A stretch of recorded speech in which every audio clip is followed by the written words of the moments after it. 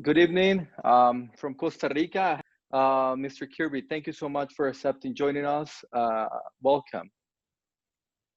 Thank you very much, Herman, and I pay my respects to everyone who is participating and who is watching me from far away in Australia. Really demonstrates how small is our world, this little blue planet, and how important is the work of human rights for peace, security, universal rights, justice, and the rule of law.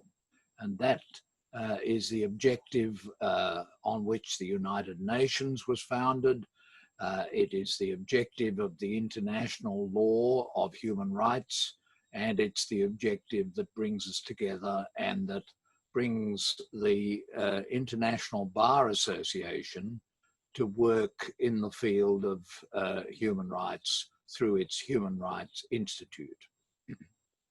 Now, I am the co-chair of the Human Rights Institute. This very day, we are preparing a statement and some critical observations on the George Floyd case in the United States of America and violence by servants of the state against people on the grounds of their racial difference.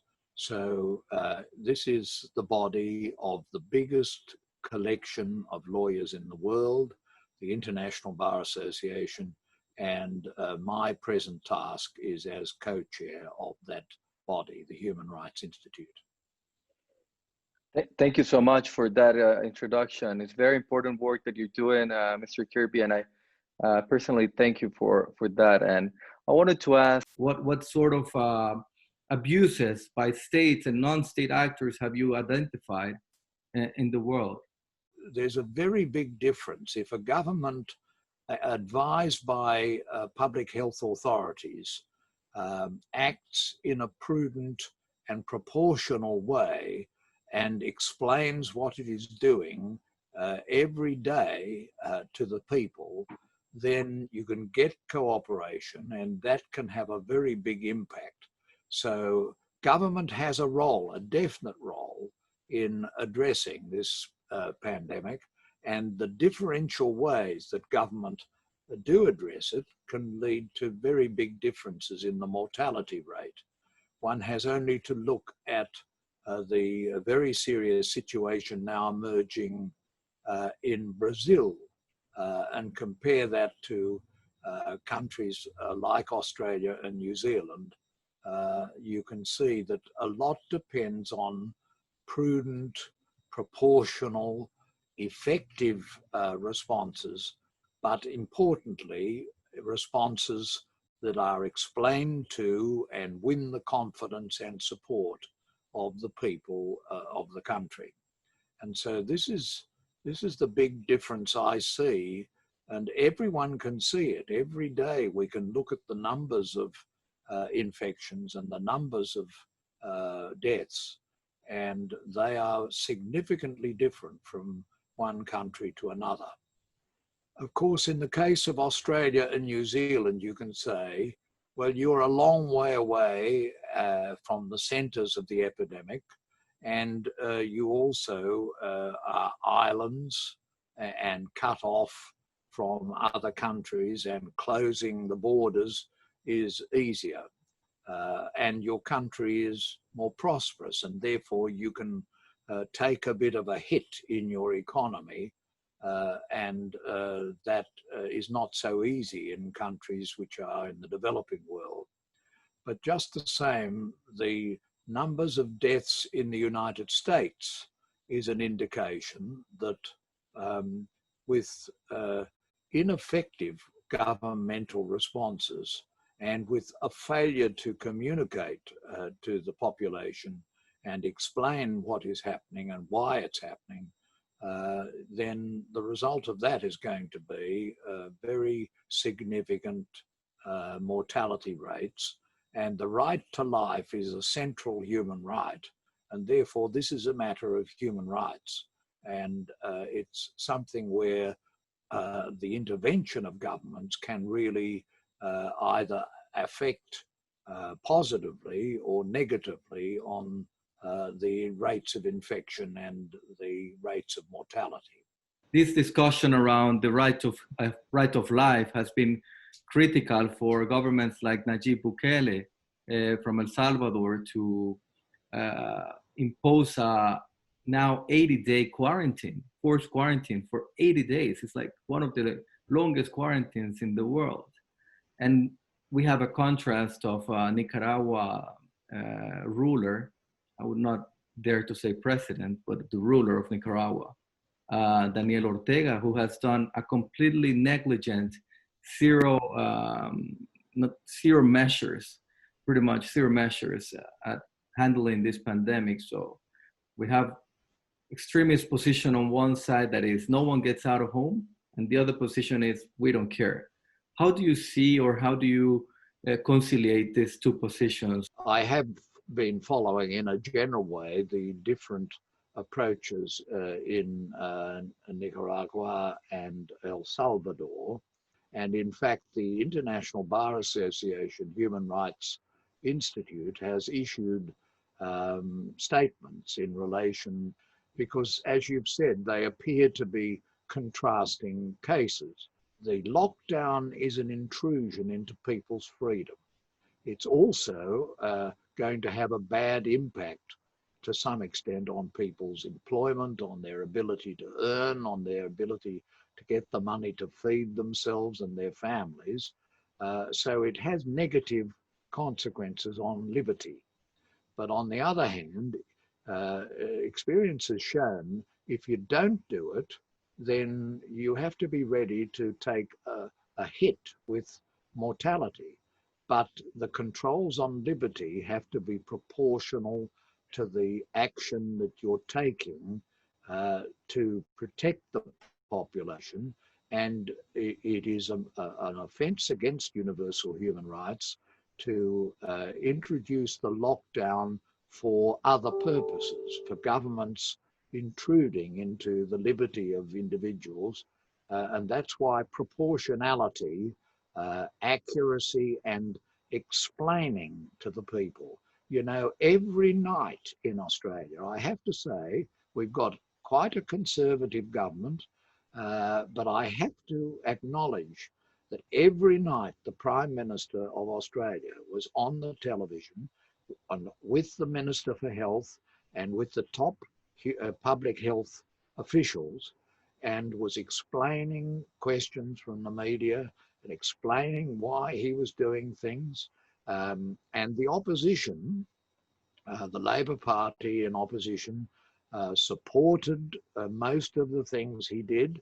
They criticised a failure to have a parliamentary meeting to supervise what he did, but it's been done in a very democratic way, by openness, by communication, and by the principle of proportionality and taking the people with you. And I think that's the reason why we only have 102 deaths. That's really a remarkable achievement, explained, I think, by democracy, explaining, serving the people, and taking the best advice from the health officials. I think that's why we in Australia have done better than other countries.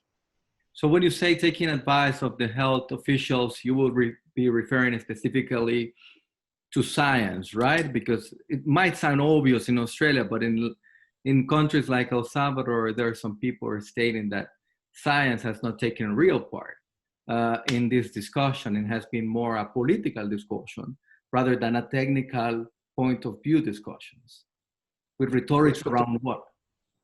The politics must be informed by the science. It was the same, you know, if you go back to HIV. In the early days of HIV, the great problem with the human immunodeficiency virus was that it tackled and attacked very vulnerable people. It attacked gay men, it attacked sex workers, it attacked injecting drug users, prisoners, refugees, and vulnerable and often unpopular groups.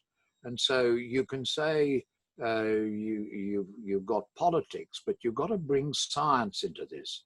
And fortunately, on that occasion too, we had politicians on both sides who said, we've got to put this above politics. This is people's lives. People are going to die, and we have to respond in an effective way by information, by transparency, and by empirical data and epidemiological expertise. Now, not every country is going to do that, but and some countries are going to pretend to do it and then misuse the lockdown for political purposes of reducing liberty.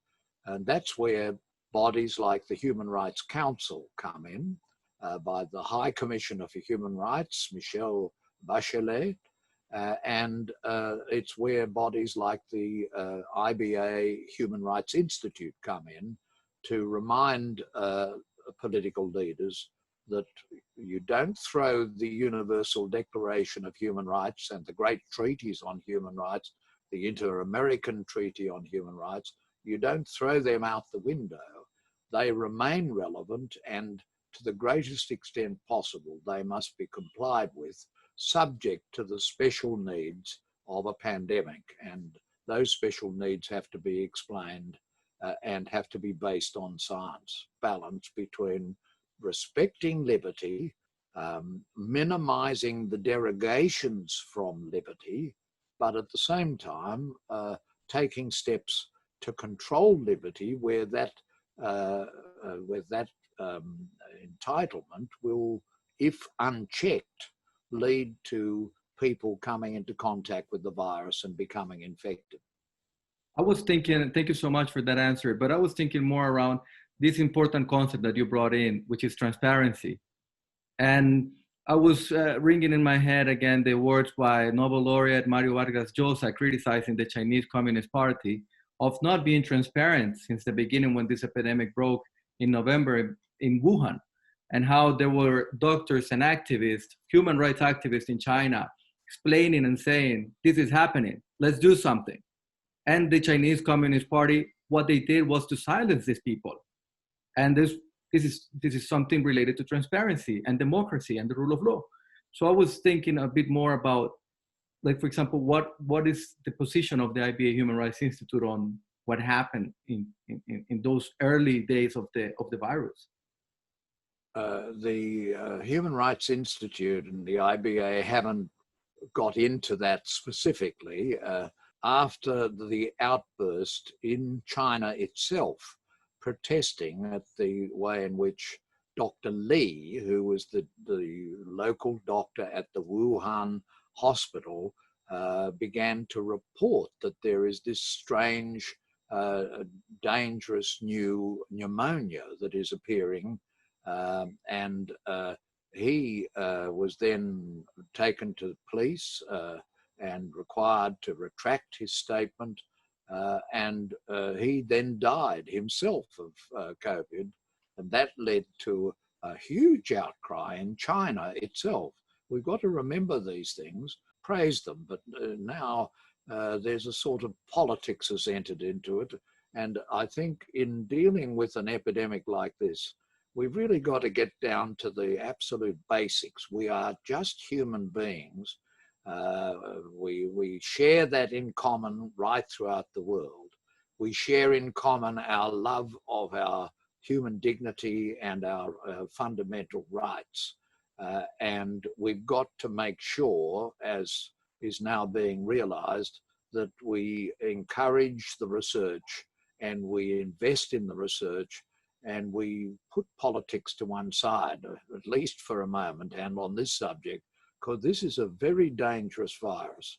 And the sooner we have therapies and the sooner we have a vaccine, the safer will be the human species. And I hope that this is the attitude that our political leaders are going to take. Last question I have is, what can we do as organizations, either companies, NGOs, or individual activists around the world who might hear this message? on these times of COVID? I believe that this week, two of the great planets are aligned in such a way that we humans, peering out into the mighty universe, can see these two planets in alignment with our moon. We can only remember how insignificant we are, then we might be able to find the commonalities that Eleanor Roosevelt found in expressing the Universal Declaration of Human Rights. And it's important to say her name because she was a great American and her legacy remains with us. And I was taught of that Universal Declaration when I was, I suppose, 9 or 10.